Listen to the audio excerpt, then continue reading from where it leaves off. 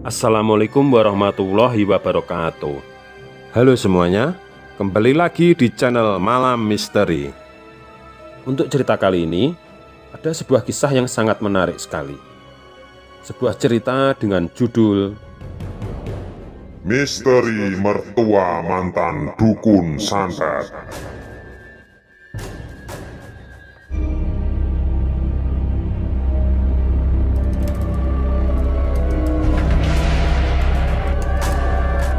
Yanti mengira tinggal di rumah mertua benar-benar menyenangkan. Tetapi, seperti kebanyakan cerita orang, yang namanya menumpang di rumah mertua pasti tidak seenak hidup mandiri. Bu Surti atau sang ibu mertua memang begitu angkuh dan sombong. Bahkan di malam hari ketika Yanti sedang duduk bersama suaminya, Bu Surti datang membawa setumpuk pakaian kotor. "Ini cuci, baju ini besok mau dipakai oleh Pardi," ujar ibu mertuanya meletakkan pakaian kotor di kamarnya Yanti. "Tapi Bu, ini baju siapa? Kenapa harus aku yang mencuci?" "Jangan banyak tanya. Mau baju siapapun, ini sekarang ini jadi tugasmu." "Kenapa aku, Bu?" tanya Yanti. Bukannya menjawab, Bu Surti malah melengos dan pergi. "Mas, ini pakaian punya siapa?" "Itu punya Mas Pardi," kata Rahmat suaminya Yanti. "Kenapa harus aku yang nyuci?" "Sudahlah, kamu turutin saja." "Tapi Mas, ini kan malam pernikahan kita." "Nyuci saja dulu," teriak Rahmat. "Besok saja ya, aku capek Mas, dan ini sudah malam," kata Yanti. "Ya sudah, terserah kamu saja," kata Rahmat dingin. Akhirnya Yanti berangkat ke kamar mandi untuk mencuci. Namun di kamar mandi dia malah bertemu dengan Pardi, kakaknya Rahmat. "Kok bajuku belum dicuci?" "Baju apa?" tanya Yanti keheranan. "Ya tadi baju yang diantar oleh ibu ke kamarmu." "Besok saja aku cuci ya, sekarang sudah malam," kata Yanti. "Bu, ibu!" Tiba-tiba Pardi berteriak dari dapur. "Kenapa?" tanya Bu Surti yang datang tiba-tiba. "Bu, ini loh istrinya Rahmat. Kenapa sih?" "Kenapa dia?" tanya Bu Surti menatap Yanti sengit. "Masa bajuku belum dicuci? Bukannya tadi sudah aku suruh," kata Bu Surti kepada Yanti. "Ini sudah malam Bu, besok pagi saja." Kamu gak usah protes. Selama kamu tinggal di sini, kamu harus ikut aturanku, aturan rumah ini," teriak Bu Surti lantang. "Cepat sekarang ambil bajuku dan cuci," teriak Pardi. Ya, Akhirnya Yanti pun mengalah. Di kamar Rahmat sudah tidur. Dia tidur mendengkur. Yanti memunguti pakaian yang tadi ibu mertuanya letakkan di pojokan kamarnya. "Ini sangat banyak sekali, mengapa tidak dilaundry saja?" kata Yanti dalam hati. Yanti hanya bisa mengelus dada. Di rumah mertuanya sebenarnya ada mesin cuci. Namun ketika Yanti akan menggunakan mesin cuci itu, Bu Surti datang masih dengan pakaian kotornya. Jangan pakai mesin cuci, biaya listrik mahal. Apalagi cucian sebanyak ini." "Tapi Bu, gak mungkin malam-malam begini aku mencuci dengan jumlah pakaian sebanyak ini tanpa mesin cuci," kata Yanti mencoba membela diri. "Gak mungkinnya dari mana? Jangan banyak protes. Nyuci malam itu biar pagi langsung dijemur." "Baiklah Bu," kata Yanti pasrah. Akhirnya Yanti mencuci pakaian dengan tangannya sendiri. Bukan cuma pakaian ibu mertuanya, di sini juga ada pakaian Pardi dan suaminya. Waktu sudah menunjukkan jam 10 malam. "Siapa ini yang di dalam?" teriak Pardi menggedor pintu kamar mandi. "Aku Mas," kata Yanti segera keluar. "Lagi ngapain sih di dalam?" tanya Pardi seperti orang bodoh. Padahal dia tahu jika Yanti tadi disuruh mencuci pakaiannya. Nyuci, Mas. Itu juga ada pakaianmu juga. Jelas Yanti. Oh baguslah, yang bersih nyucinya kalau gitu, sautnya enteng. Tepat jam 12 malam, Yanti baru selesai mencuci. Yanti merendamnya di air molto agar di pagi hari tinggal diperas dan dijemur. Sekarang saatnya tidur. Namun pagi-pagi sekali, ibu mertuanya sudah menggedor pintu kamarnya. Yanti, bangun, buatkan sarapan. Iya Bu, dengan malas Yanti terbangun. Rahmat masih bergelung di bawah selimut tebalnya. Yanti membuang napas kasar. Setumpuk cucian piring terdapat di wastafel, padahal semalam sudah dia cuci dan sekarang banyak lagi. Keputusan untuk mencuci piring terlebih dahulu. Setelah selesai mencuci piring, Yanti berniat membuat bumbu untuk nasi goreng. Kamu lagi apa sih? Tanya Bu Surti. Mau masak Bu. Dari tadi belum masak. Aku nyuci piring dulu Bu, piring numpuk gak ada yang nyuci. Ya itu emang tugas kamu kok, makanya besok bangun lebih pagi biar sarapan pagi lebih cepat. Tapi Bu, jadi orang itu jangan sering menjawab perkataan mertua, gak baik.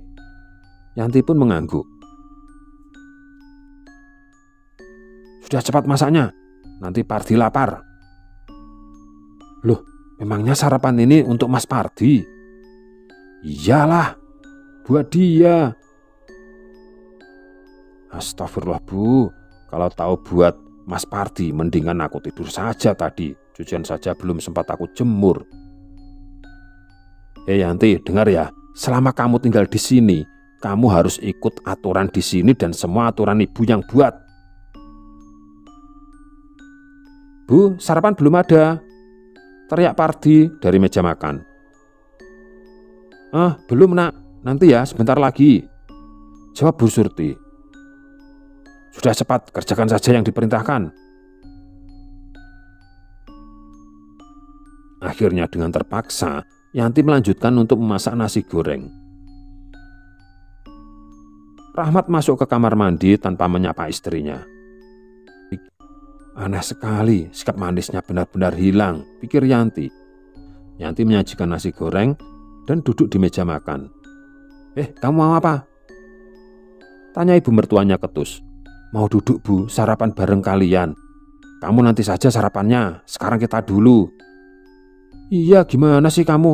Kalau kamu ikut makan bareng kita, yang ada selera makanku hilang. Yanti benar-benar terkejut mendengar kata-kata Pardi. Spontan Yanti pun tidak jadi duduk, hanya berdiri seperti orang bodoh. Tiba-tiba Pardi memuntahkan nasi goreng buatan Yanti. Kenapa Pardi? Ini asin banget Bu, kayaknya Yanti sengaja mau racunin kita. Astagfirullah, tidak Bang, aku gak ada niatan begitu, kata Yanti. Tapi kenyataannya kayak gitu kan. Makanan ini gak bisa dimakan. Kamu bisa masak gak sih? Bu Surti murka melotot tajam ke arah Yanti. Dasar kampungan, masak saja tidak becus. Mana mungkin asin? Yanti membela diri. Sini kalau nggak percaya. Bu Surti menyodokkan nasi ke arah mulut Yanti secara kasar. Namun Yanti merasakan nasi gorengnya wajar-wajar saja. Bahkan rasanya sangat nikmat. Mungkin mereka sengaja mencari gara-gara, pikir Yanti. Rahmat. Ya Bu. Kemari kamu. Ada apa Bu? Lihat ini, istrimu nggak becus. Kenapa dia? Masak saja keasinan. Benar begitu kan Yanti? Benar yang mereka katakan Yanti? Tanya Rahmat kepada istrinya. Iya Mas, jawab Yanti. Minta maaf, kamu ini baru beberapa hari di sini malah bikin masalah. Yanti hanya diam. Dia mengira Rahmat akan membelanya karena ibunya semena-mena, tapi dugaannya salah besar. Ayo minta maaf. Maaf Bu, ujar Yanti dan langsung pergi masuk kamar. Rupanya Rahmat menyusul Yanti. Kenapa tadi langsung pergi? Suami belum selesai bicara juga, kata Rahmat memarahi Yanti. Mas, kenapa kamu gak bilang aku di depan keluargamu? Kenapa kamu berubah? Dulu sebelum menikah kamu pernah bilang jika kamu akan melindungiku. Tapi sekarang, sudahlah, yang lalu biarlah berlalu, teriak Rahmat. Kamu sadar diri saja, sudah dikasih enak tempat tinggal gratis di sini, jangan banyak nuntut. Brak, Rahmat langsung keluar sambil membanting pintu. Yanti berjingkrak kaget. Beberapa saat kemudian Bu Surti masuk ke dalam kamar. Kenapa Bu? Tanya Yanti. Bangun, jangan tidur lagi. Di luar masih banyak kerjaan. Baju belum dijemur, apa-apaan kamu malah santai di sini. Aku belum sarapan Bu, lapar. Memang kamu pikir Ibu tadi sarapan? Masakan kamu saja nggak bisa dimakan. Sudah cepat jemur pakaian Ibu. Iya Bu. Kamu yang sabar ya. Lama-lama pasti kamu akan terbiasa, kata seorang wanita yang tiba-tiba muncul di belakangnya Yanti. Ternyata wanita itu adalah Wulan. Seisi rumah ini hanya Wulanlah yang bersikap baik kepada Yanti. Wulan ini istrinya kakaknya Rahmat atau istrinya Pardi. Dan perekonomian di rumah ini ternyata selama ini Wulan yang menanggung. Setiap bulan Wulan mendapat kiriman uang dari orang tuanya yang sebenarnya itu oleh orang tuanya untuk keperluan Wulan sendiri. Namun ternyata selama ini uang kiriman orang tuanya Wulan itu dipergunakan untuk keperluan semua orang di rumah ini. Yanti benar-benar tidak habis pikir dengan suaminya dan kakak iparnya, bahkan dengan ibu mertuanya. Mereka itu memang benar-benar sangat keterlaluan. Sebelum menikah, di mata Yanti, Rahmat itu seorang lelaki pekerja keras dan pantang menyerah. Namun, setelah menikah ternyata dia hanyalah seorang pemalas. Begitu juga Pardi. Selama ini dia hanyalah beban hidup bagi Wulan.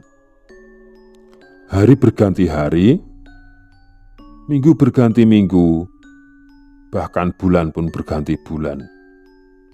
Hari ini genap 7 bulan Yanti menikah dengan Rahmat. Kali ini Yanti sudah bulat tekadnya untuk pulang ke rumah orang tuanya.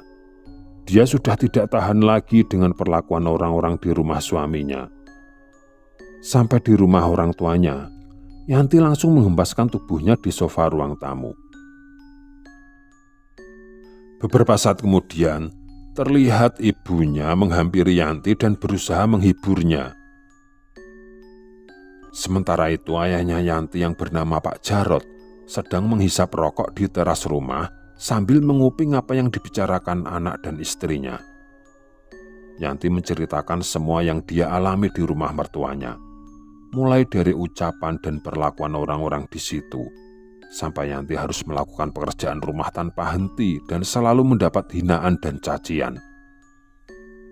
Mendengar cerita Yanti, sang ibu hanya bisa mengelus-ngelus pundak putrinya.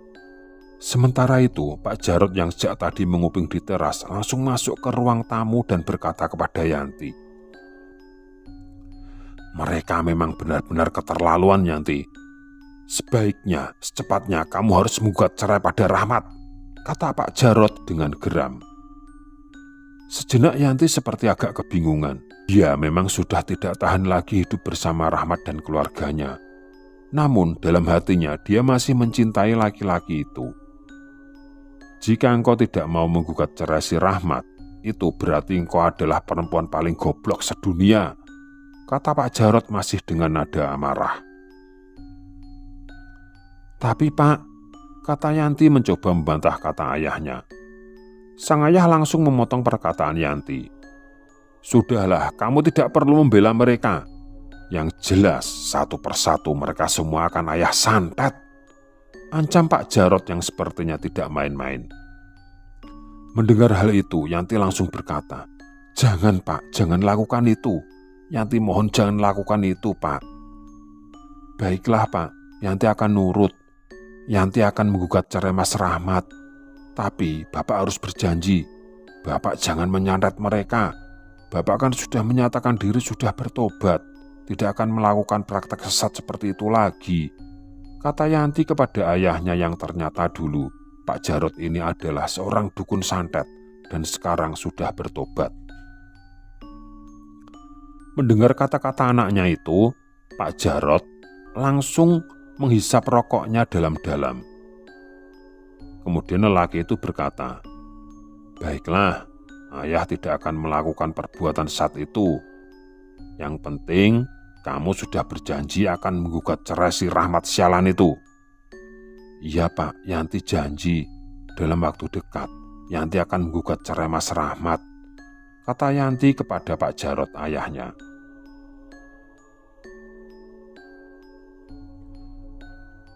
Ternyata Yanti juga menceritakan apa yang terjadi pada Wulan di rumah mertuanya. Mulai dari seisi rumah itu tidak ada yang bekerja dan hanya mengandalkan uang dari Wulan. Mendengar hal itu, Pak Jarot menghela napas panjang. "Sepertinya aku harus menemui Karyo." "Mau apa Pak? Kok ingin bertemu Pak Karyo?" tanya Yanti agak keheranan. "Ya aku mau memberitahu si Karyo itu kalau anaknya cuma dijadikan sumber dana keluarga pengangguran itu," kata Pak Jarot kepada Yanti. Ternyata Pak Jarot ini sahabat karib Pak Karyo yang tidak lain adalah ayahnya Wulan. Selain sahabat karib, Pak Karyo ini juga adik seperguruannya Pak Jarot di masa mudanya ketika mereka belajar ilmu gaib kepada dukun santet. Keesokan harinya Pak Jarot langsung pergi ke rumahnya Pak Karyo dan menceritakan semua yang terjadi. Mendengar cerita Pak Jarot, Pak Karyo agak bimbang. Tapi bertahun-tahun menjadi sahabatnya Pak Jarot, Pak Karyo benar-benar sudah tahu sifat sahabatnya itu. Pak Jarot dikenal sebagai orang yang sangat jujur dan tidak pernah berbohong. "Ya begini saja Karyo, kalau kamu mungkin tidak percaya, kamu bisa membuktikannya sendiri. Silahkan kamu datang ke rumah itu," kata Pak Jarot kepada sahabatnya tersebut. "Baiklah Jarot, suatu saat aku akan datang mendadak ke rumah itu, biar tahu apa yang sebenarnya terjadi." Akhirnya Pak Karyo pun diam-diam pergi ke rumah bisannya. Pak Karyo sengaja datang tidak terlalu siang supaya tahu menantunya itu bekerja atau tidak. Setelah hampir sampai di tujuan, lelaki setengah baya itu sengaja mengambil jalan memutar agar bisa melihat apa yang terjadi di sekeliling rumah besarnya tersebut. Di belakang rumah, dia melihat Wulan anak perempuannya itu sedang menjemur baju. Sementara itu di sampingnya terlihat Pardi sang suami sedang duduk bersantai sambil bermain HP. Beberapa saat kemudian terlihat Rahmat berkata kepada Wulan. Pak Jarot agak heran, kenapa itu adik iparnya mendekati anaknya. Pak Jarot pun langsung mengendap-endap mendekati mereka sambil memasang telinganya lebar-lebar. "Wulan, kaos kuningku yang aku suruh kamu cuci kemarin, sudah kering apa belum?" kata Rahmat dengan lantang sehingga terdengar oleh Pak Karyo. "Sudah Mat, tadi sudah aku taruh di meja samping televisi," kata Wulan. "Oh iya Wulan, aku minta uang 20.000 saja buat beli rokok," kata Rahmat sambil menadahkan tangannya. Terlihat Wulan masuk ke dalam rumah dan kembali keluar membawa uang 20 ribuan. "Lah, buat aku mana? Rokokku juga habis nih," kata Pardi sambil meletakkan HP-nya. "Ya mas, bentar aku ambilkan," kata Wulan sambil berjalan kembali masuk ke dalam rumah. Dan tak lama kemudian dia keluar membawa uang yang langsung dia berikan kepada suaminya. Melihat apa yang terjadi di depannya, darah Pak Karyo langsung mendidih. Hatinya benar-benar sakit melihat anaknya dijadikan sapi perahan dan diperbudak oleh keluarga pengangguran itu. Tanpa menunggu lebih lama lagi, dia pun langsung berjalan dengan tergesa-gesa menuju rumah besannya tersebut. Pak Karyo langsung masuk ke dalam rumah dan mencari anaknya. "Wulan, ayo ikut ayah, kita pulang sekarang juga," kata Pak Karyo setengah berteriak. "Loh, memangnya ada apa Pak?" tanya Wulan kaget bercampur bingung. "Loh, kapan datang Pak Karyo?" tanya Pardi yang juga tidak kalah kagetnya. Pak Karyo, kok tumben datang pagi-pagi begini?" tanya Bu Surti yang tiba-tiba muncul dengan raut wajah penuh tanda tanya. Sudahlah, kalian tidak perlu berbasa-basi lagi. Kalian ini hanyalah keluarga pengangguran sampah masyarakat. Seenaknya saja menjadikan anakku sapi perahan, menjadikan anakku pembantu. Pantas saja Yanti tidak betah di sini. Ternyata kalian ini hanyalah sekelompok sampah masyarakat. Setelah berkata seperti itu, Pak Jarot langsung menggandeng Wulan dan mengajaknya pergi dari tempat itu. Bu Surti dan kedua anak lelakinya hanya bisa diam terpaku, tidak tahu apa yang harus dilakukan. Kurang ajar si Yanti. Pasti dia yang menceritakan semuanya pada si Jarot. Dan si Jarot sudah menceritakan semuanya pada si Karyo, ucap Bu Surti sambil menggerutu. Terlihat Pardi dan Rahmat hanya bisa diam. Sekarang bagaimana ini? Tidak ada lagi yang bisa memberi kita uang, dan tidak ada yang bisa mengerjakan pekerjaan rumah. Punya dua anak laki-laki saja nggak ada gunanya. Bu Surti terus mengomel-ngomel sambil akhirnya dia masuk ke kamarnya sambil membanting pintu. Beberapa hari kemudian, Yanti dan Rahmat resmi bercerai.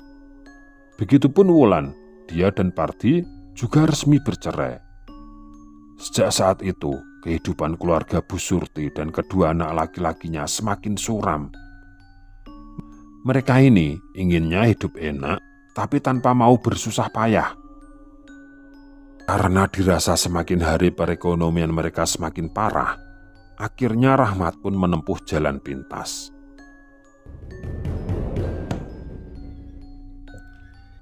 Apa maksud kamu, Rahmat? Tanya Bu Surti heran ketika mendengar ucapan anaknya itu. Nanti aku akan ceritakan semuanya, Bu. Tapi Ibu dan Mas Pardi jangan bilang siapa-siapa dan jangan marah, oke? Kamu itu sebenarnya mau apa, Tomat? Masa bilang sekarang aja nggak bisa? Kenapa harus nanti? Dan kenapa aku harus marah? Cecar Pardi yang tidak sabar mendengarkan penjelasan adiknya itu. Ya sudah, kalau begitu. Tapi pastikan dulu semua pintu dan jendela ini tertutup rapat, kata Rahmat kepada Pardi dan ibunya. Meski masih tidak mengerti dengan semua yang dikatakan oleh Rahmat, tetap saja Pardi melakukan semua yang diperintahkan oleh adiknya itu. Dengan bergegas, Pardi pergi ke belakang rumah untuk menutup pintu belakang, menutup semua jendela dan juga pintu utamanya. Setelah memastikan semua jendela dan pintu sudah tertutup rapat dan memastikan tidak ada orang yang berada di sekitar gubuk mereka itu, Pardi segera kembali ke ruang tengah untuk menemui Rahmat dan ibunya. Namun ternyata Rahmat sudah tidak ada di sana. Pardi melihat ke kamar mereka dan tidak menemukan Rahmat juga di sana. "Mat, kamu di mana?" teriak Pardi memanggil adiknya.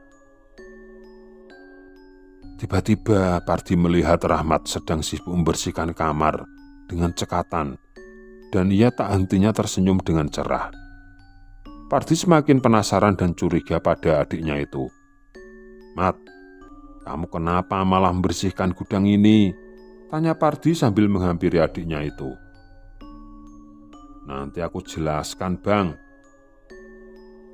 Ini biar aku bersihkan dulu, jadi kamar yang bagus. Nanti malam Nyai mau datang," jawab Rahmat yang langsung membuat jantung Pardi berdesir. "Nyai?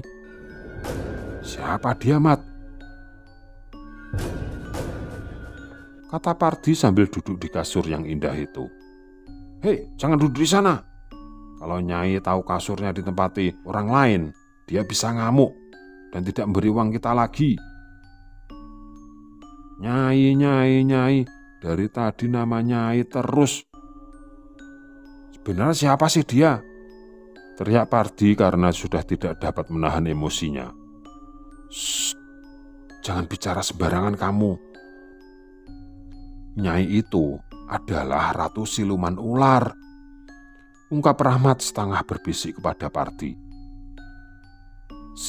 Siluman ular? Apa maksudmu, Mat? Kenapa siluman ular akan datang ke rumah kita? Tanya Bu Surti dengan wajah pucat. Tentu saja ia pucat dan merasa ketakutan yang luar biasa. Bu Surti tahu dengan jelas dari kalimat pendek yang dikatakan oleh anaknya itu, yang artinya anaknya sudah bersekutu dengan iblis untuk meraih kekayaan. Bu Surti tahu segalanya karena ia sudah mendengar bahwa Rahmat berencana seperti itu. Namun saat itu Bu Surti menolak dengan keras. Ya mungkin karena saat itu kondisi keuangan mereka masih bisa diatasi dan tidak terlalu butuh dana banyak untuk biaya sehari-hari. Namun, apakah sekarang dia akan menolak hal ini? Ya Bu, kalau kita mau hidup kita berubah, kita harus bersekutu dengan iblis. Dia akan datang di malam-malam tertentu dan kamar ini khusus untuk Nyai Blorong. Sebagai imbalannya, Nyai Blorong akan memberikan kita uang dalam jumlah yang sangat banyak dan membuat kita menjadi kaya raya, Bu. Ini semua aku lakukan demi Ibu dan Mas Pardi. Ungkap Rahmat panjang lebar dan berusaha tidak terlalu berisik. Tapi mengenai tumbal itu, apakah harus dari keluarga kita, Mat? Tanya Bu Surti dengan nada agak khawatir. Karena yang ditakutkan perempuan itu adalah jika tumbal itu berasal dari keluarga atau orang terdekat. Mendengar hal itu, Rahmat kemudian berkata, "Ibu tenang saja. Tumbalnya bisa dari siapapun, tidak harus dari keluarga. Yang penting aku memiliki barang atau benda yang pernah dipakai oleh orang-orang yang akan aku tumbalkan. Benda-benda itu bisa berupa perhiasan, pakaian, atau apapun yang pernah dipakai calon tumbal. Dan rencananya, saya akan menjadikan Yanti dan Wulan sebagai tumbal, Bu. Karena aku masih memiliki pakaian-pakaian mereka."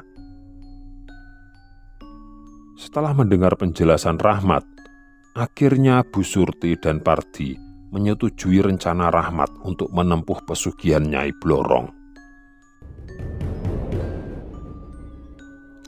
Malam itu, Rahmat pergi ke kamar khusus untuk bertemu dengan Nyai Blorong yang sejak tadi sudah berada di dalam kamar itu.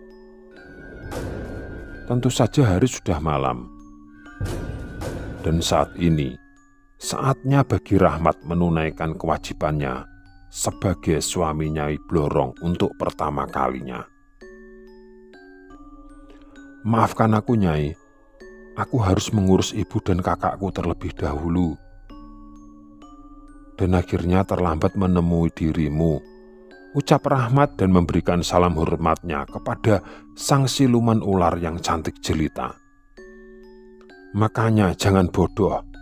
Kau tidak perlu memberitahukan kepada keluargamu yang kampungan itu tentang diriku. Mereka hanya akan mempersulit keadaanmu," jawab Nyai Blorong dengan amarah yang menyala dan matanya tampak bersinar merah. Rahmat yang sebelumnya hanya bertemu dengan Nyai Blorong satu kali dalam wujud ular besar, baru malam inilah ia melihat wajah cantik sang Nyai. Dan sepertinya Rahmat langsung terpikat, hingga tidak peduli apakah dia adalah manusia ataupun hantu. Yang ada dalam khayalannya sekarang adalah bercinta sepuasnya dengan Nyai Blorong. "Aku berjanji, Nyai, aku tidak akan ceroboh seperti itu lagi. Tolong maafkan hamba," ucap Rahmat dengan memperlihatkan kesungguhan di wajahnya. "Baiklah kalau begitu. Sekarang lakukan tugasmu dan jangan membuatku kecewa," perintah Nyai Blorong kepada Rahmat.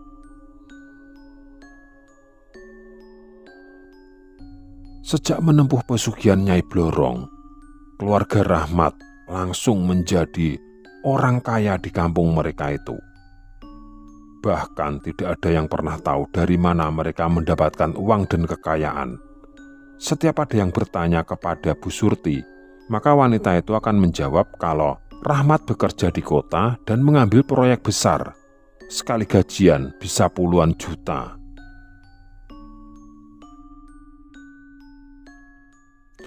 Pada suatu malam, Pak Jarot tiba-tiba terbangun dari tidurnya.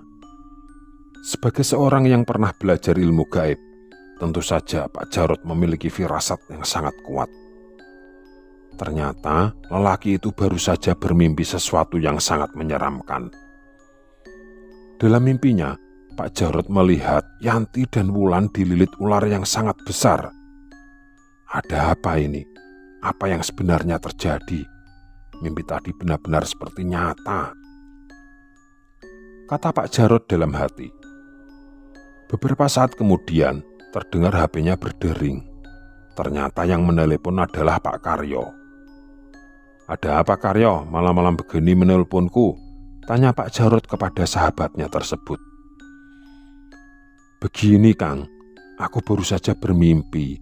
Dalam mimpiku itu, aku melihat Wulan dan anakmu dililit ular yang sangat besar, kata Pak Karyo dalam telepon. Mendengar hal itu, tentu saja Pak Jarot langsung terperanjat. Waduh, aku juga mimpi persis seperti mimpimu itu Karyo. Sepertinya ini ada yang tidak beres. Kita harus menyelidiki hal ini, kata Pak Jarot kepada adik seperguruannya itu. Mendengar hal itu, Pak Karyo langsung berkata, begini saja Kang, aku akan datang ke rumahmu dan jangan lupa kamu siapkan ikat kepala milik mendiang guru kita. Baik Karyo, cepat sini, aku tunggu, kata Jarot. Setelah Karyo tiba di rumahnya Jarot, Karyo langsung mengeluarkan keris dari balik bajunya. Sementara itu, Jarot memakai ikat kepala milik mendiang gurunya. Kemudian kedua lelaki itu langsung duduk bersila merapalkan mantra. Ternyata kedua orang ini sedang memagari rumah Pak Jarot dengan pagar gaib. Begitu selesai dengan rumah Jarot, mereka berdua kembali merapalkan mantra dan kali ini mereka memagari rumahnya Karyo. Beberapa saat kemudian terdengar hembusan angin yang sangat kencang. Di kegelapan malam terlihat sebuah bola api yang meluncur dari langit dan menuju rumahnya Pak Jarot. Namun belum sampai ke sasaran, bola api itu langsung meledak di kejauhan. Sepertinya bola api itu tidak mampu menembus pagar gaib yang sudah dibuat oleh Pak Jarot dan Pak Karyo. Di lain tempat terlihat Rahmat terpelanting sampai tubuhnya menabrak tembok. Kurang ajar, ternyata teluhku membentur kekuatan yang sangat besar. Ternyata keluarganya Yanti itu bukan orang sembarangan. Apa sebaiknya telur ini aku arahkan ke rumahnya Wulan saja? Kembali Rahmat duduk bersila dan merapalkan mantra. Kali ini sasaran teluh adalah Wulan. Begitu merapalkan mantra, terlihat dari telapak tangannya Rahmat keluar sebuah bola api yang semakin lama semakin besar dan terbang ke langit menuju rumahnya Wulan. Namun seperti apa yang terjadi sebelumnya, bola api itu meledak di udara sebelum mencapai sasaran. Kembali Rahmat terpelanting, bahkan kali ini dia sampai muntah darah. Dengan mulut dan dada berlumuran darah, Rahmat kembali duduk bersila dan kembali merapalkan mantra. Kali ini dia memanggil Nyai Blorong. Beberapa saat kemudian muncullah si Ratu Ular. Ada apa engkau? Memanggilku wahai Rahmat? Rahmat pun menceritakan apa yang baru saja terjadi. Mendengar hal itu, Nyai Blorong berkata, berarti sekarang kamu sudah tidak bisa menjadikan kedua wanita itu sebagai tumbalmu. Kamu harus mencari tumbal lain, malam ini juga. Tumbal dari orang-orang yang barangnya ada di tanganmu. Jika sampai subuh nanti kamu tidak bisa mempersembahkan tumbal, maka dirimulah yang akan menjadi gantinya. Mendengar hal itu, wajah Rahmat langsung pucat pasi. Waduh, siapa ini yang harus aku tumbalkan? Tiba-tiba dia teringat kakak dan ibunya. Apa aku harus menumbalkan salah satu dari mereka? Karena hanya merekalah yang bisa aku ambil barang-barangnya. Akhirnya dengan sangat terpaksa, Rahmat pun berniat menjadikan Pardi kakaknya itu sebagai tumbal untuk malam ini daripada dirinya sendiri yang akan jadi korban. Dengan mengendap-endap, Rahmat masuk ke kamar Pardi dan mengambil sehelai pakaian milik kakaknya itu, dan tanpa menunggu lebih lama lagi, Rahmat langsung melakukan ritual persembahan. Dan seperti apa yang terjadi sebelumnya, beberapa saat kemudian, kembali muncullah bola api dari telapak tangan Rahmat yang langsung bergerak menuju kamarnya Pardi untuk mencari tumbal. Terdengar suara teriakan Pardi yang sangat keras memecah keheningan malam. Tubuh Pardi langsung gosong seperti terbakar. Bu Surti pun langsung terbangun mendengar suara gaduh tersebut. Wanita itu langsung berteriak histeris mendapati putranya tewas dengan sangat mengenaskan. Kematian Pardi yang sangat mengerikan itu benar-benar menjadi perbincangan semua orang, termasuk Pak Jarot dan Pak Karyo. Seperti dugaanku, Karyo, ternyata dalang semua ini adalah keluarganya si Rahmat itu. Mereka ternyata menempuh pesugihan Nyai Blorong. Iya, Kang, aku juga berpikir seperti itu, jawab Karyo. Sebagai orang yang ahli dalam hal gaib, kedua orang ini tentu saja langsung tahu kalau Pardi telah menjadi tumbal pesugihan adiknya sendiri. Sepertinya kita tidak boleh diam saja, Kang. Kita harus berbuat sesuatu, kata Pak Karyo kepada Pak Jarot. Kamu benar, Karyo. Tadi malam kan malam Jumat Kliwon. Sebaiknya malam Jumat Kliwon yang akan datang, kita waspada. Kita amati rumahnya Rahmat itu. Sepertinya lelaki itu akan terus mencari tumbal. Iya, Kang. Sebaiknya mulai sekarang kita persiapkan rencana sematang mungkin untuk menghadapi malam Jumat Kliwon yang akan datang, saut Karyo. Akhirnya malam Jumat berikutnya telah tiba. Jarot dan Karyo memata-matai rumahnya Rahmat. Dan seperti yang mereka perkirakan, menjelang tengah malam, dari rumahnya Rahmat keluar bola api yang sangat besar entah mau menuju kemana. Karyo dan Jarot yang sudah sejak tadi mempersiapkan semuanya langsung merapalkan mantra yang seketika itu juga membuat bola api itu meledak di udara. Di dalam rumah seperti malam Jumat sebelumnya, Rahmat kembali terpelanting.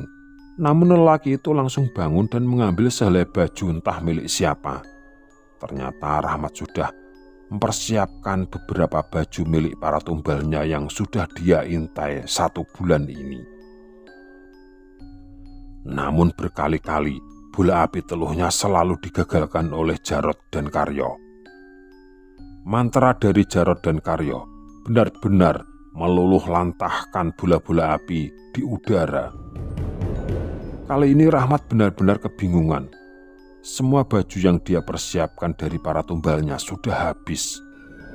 Akhirnya Rahmat teringat ibunya. Sejenak dia berpikir, apakah ibunya sendiri yang harus ditumbalkan? Karena itu adalah harapan satu-satunya. Jika sampai subuh nanti tidak ada tumbal yang dipersembahkan, maka Rahmat yang akan menjadi penggantinya. Saat ini orang yang bisa diambil barangnya hanyalah ibunya.